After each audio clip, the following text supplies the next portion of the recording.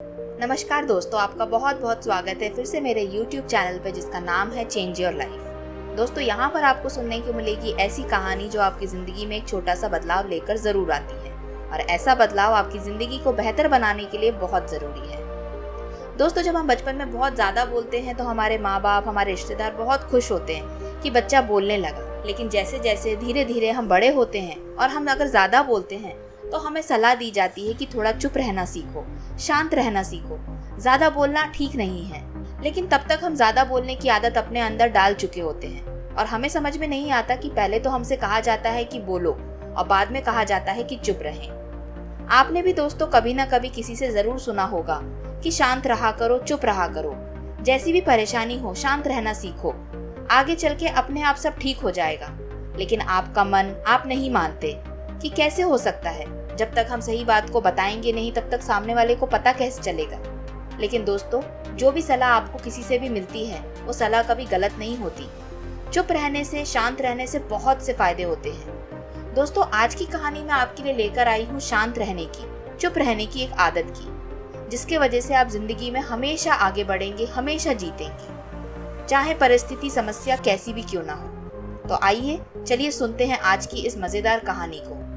दोस्तों, जिंदगी में परेशानियों का सामना तो सबको करना पड़ता है और जो परेशानियों से दूर भाग जाता है, ऐसे लोग अपनी जिंदगी में बस बड़ी बड़ी बातें करते रह जाते हैं। और जो शांत रहकर ये सोचते हैं कि पहले परेशानी क्या है, समस्या क्या है, क्या सच में ये बहुत बड़ी प्रॉब्लम है या नहीं, ऐसे लोग अपनी जिंदगी पूरी खुशी से बिताते हैं। ऐसे व्यक्ति बहुत बुद्धिमान होते हैं। दोस्तों, आज की जो कहानी मैं आपको सुनाने जा रही हूँ ना, वो आपकी जिंदगी बदल सकती है, क्योंकि आज की कहानी आपको सिखाएगी कि कैसे हम शांत रहकर अपनी परेशानियों का हल खुद ढूंढ सकते हैं, उसका समाधान खुद ढूंढ सकते हैं। हमारी आदत होती है, ज्यादातर लोगों की आदत होती है, जब भी हमारे सामने कोई परेशानी आती है, मुसीबत आती है, हम 4 लोगों के पास जाके उसे बताते हैं।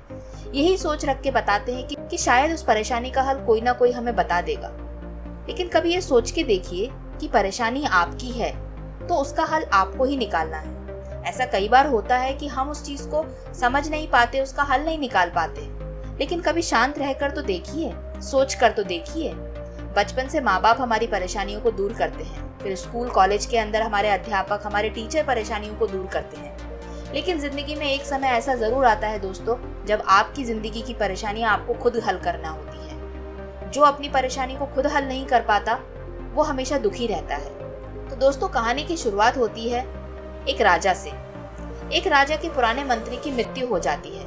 वो मंत्री बहुत ही बुद्धिमान होता है, लेकिन उसकी अचानक मृत्यु हो गई, इसलिए अब नए मंत्री की तलाश शुरू की जाती है। साम्राज्य बहुत ही बड़ा था, इसीलिए उसे संभालने के लिए एक बुद्धिमान और दूरदर्शी मंत्री की जरूरत थी। पूरे राज्य में सबसे बुद्धिमान और चतुर व्यक्ति की तलाश शुरू हो गई। इसके लिए पूरे राज्य भर में कई तरह की परीक्षाएं आयोजित की गई।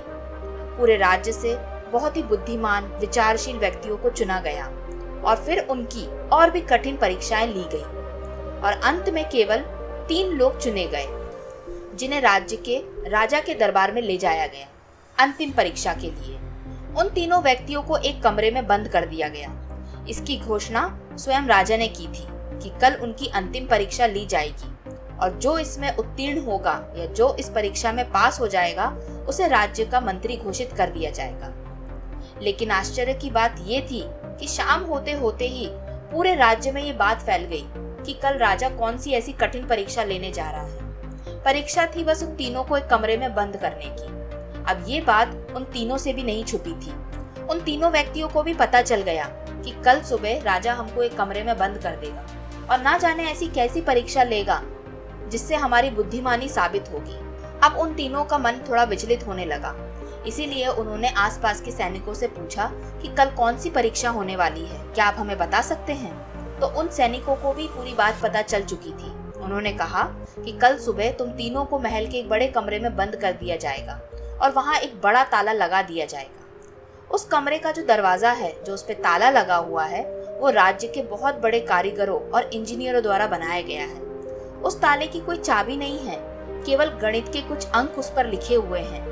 उन अंकों में एक पहेली छुपी हुई है। जो उस पहेली को हल कर लेगा उस ताले को वो खोल पाएगा और जो उस ताले को खोलकर उस महल के कमरे से बाहर निकल के आएगा राजा उसी को मंत्री बनाएगा। ये बातें सुनते ही तीनों को पूरी बात समझ में आ गई। लेकिन उन तीन में से जो दो व्यक्ति थे जो अपने आप को बहुत ज्यादा चतुर मानते थे, वो तुरंत बाजार की तरफ भागे और ताले के बारे में जितनी भी जानकारी होती थी वो अर्जित करके लेकर आए। कुछ किताबें भी लेकर आए मांगकर, ताकि उसको पढ़कर कुछ समझ सके कि अंकों का खेल कैसा होता है, कैसे अंकों की पहेलियों को बुझाया जाता है, और उसका अध्ययन करने लगे। लेकिन तीसरा व्यक्ति जो था वो काफी अजीब था। वो कहीं नहीं गया, ना ही कोई किताब लेकर आया, और जैसे ही रात हुई वो अपने कमरे में जाकर सो गया। अब बाकी दोनों जो व्यक्ति थे उन्होंने सोचा कि शायद ये तीसरा वाला डर गया है, इसलिए डर के मारे सो गया है और परीक्षा की कोई तैयारी भी नहीं कर रहा है। अब उन दोनों को अंदर ही अंदर डर लग रहा था कि कल की परीक्षा कितनी कठिन होने वाली है। उन्होंने रात भर सोया नहीं और उन किताबों को पढ़ते रहे। पढ़ते पढ़ते सुबह हो गई। तीसरा व्यक्ति सोकर उठ गया और वो दोनों व्यक्ति किताबों में घुसे हुए थे। अब समय था राजा के सामने जाने का। तीनों व्यक्तियों को राजा के सामने ले जाया गया। राजा ने उन तीनों को एक बड़े से कमरे में बंद कर दिया और ताला लगा दिया। तीनों को कमरे में बंद करने से पहले राजा ने उन तीनों को एक बात समझा दी थी कि मैं तुम्हें इस बड़े कमरे में हमेशा के लिए बंद नहीं कर रहा हूँ, केवल कुछ समय के लिए बंद कर रहा हूँ और इस कमरे के आगे एक ताला लगा रहा हूँ। जो तुम तीनों में से इस ताले को खोलकर सबसे पहले बाहर आएगा मेरे पास, मैं उसी को इस राज्य का मंत्री बनाऊंगा। अब तुम्हारे ऊपर है कि तुम इस कमरे में से कितनी जल्दी बाहर निकल के आ सकते हो। इतना कहकर राजा चले गए। अब वो दोनों व्यक्ति जिन्होंने पूरी रात पढ़ाई की थी किताबों में से कि दरवाजों को कैसे खोलते हैं, अंकों को कैसे घुमा फिरा के उसकी पहेली को बुझाते हैं, वो अपना दिमाग लगाने लगे। दिमाग लगाते लगाते उन दोनों व्यक्तियों के मन में आया क्यों ना एक कागज ले ली जाए और कलम ले ली जाए और कागज कलम की मदद से कुछ अंकों को गुणा भाग किया जाए। ऐसा करने में वो दोनों व्यक्ति लीन हो गए और यही काम करने लगे। इतने में तीसरे व्यक्ति ने क्या किया? तीसरे व्यक्ति ने एक कोने में जाकर बैठ गया और कुछ देर के लिए अपनी आंखें बंद कर ली। उसे वो देखकर दोनों व्यक्ति हंस पड़े और ताना मारते हुए बोले, क्या तुमने हार मान ली है? कुछ करो तो सही, तभी तो कुछ होगा। लगता है तुम काफी डरे हुए हो। अचानक से वो व्यक्ति उठा और दरवाजे के पास आया। धीरे से उसने उस दरवाजे को धक्का मारा और दरवाजा खुल गया और वो कमरे से बाहर चला गया। जाने के बाद वो सीधा राजा के पास पहुंचा। राजा से उसने कुछ वार्तालाप करी और राजा के साथ कुछ देर बाद वो उसी कमरे में वापस आ गया। इतनी देर में वो दोनों व्यक्ति अपने कागज और कलम में लगे हुए थे गुणा भाग करने में। जब तीसरे व्यक्ति को राजा के साथ देखा तो वो चौंक गए कि तुम कब कमरे से बाहर चले गए? तो उस तीसरे व्यक्ति ने हंसकर कहा, जब तुम अपने कागज में घुसे हुए थे तभी मैं दरवाजा खोलकर बाहर चला गया। तो उन दोनों ने पूछा, तुमने कैसे पहेली को बुझाया? तुमने ताले पे कौन से अंकों को डाला जिससे वो ताला खुल गया? तो वह व्यक्ति कुछ नहीं बोला। तब राजा बोले कि मैंने अपना मंत्री चुन लिया है। तुम तीनों में से जो मेरे साथ खड़ा है यही आज से हमारे राज्य का मंत्री है। तो वो दोनों व्यक्तियों ने हाथ जोड़कर राजा से बोला कि ऐसे कैसे हो सकता है? इसने किस तरीके से उस ताला को खोला है? तो राजा ने हंसते हुए कहा, मूर्खो, जो ताला कभी लगा ही नहीं उसे तुम खोलोगे कैसे? तो दो व्यक्तियों को अभी भी बात समझ में नहीं आई। राजा ने कहा, मैंने तुम तीनों को एक बड़े कमरे में बंद किया, ये बात सही है। मैंने उस कमरे का दरवाजा भी लगाया, ये बात भी सही है। मैंने उस दरवाजे की कुंडी पे ताला भी डाला, ये बात भी सही है। लेकिन उस ताले को मैंने बंद किया ही नहीं था। बस मैंने एक खबर फैलाई थी कि उस ताले पे कुछ अंक लिखे हैं जिन्हें आपको हल करके उस ताले को खोलना है।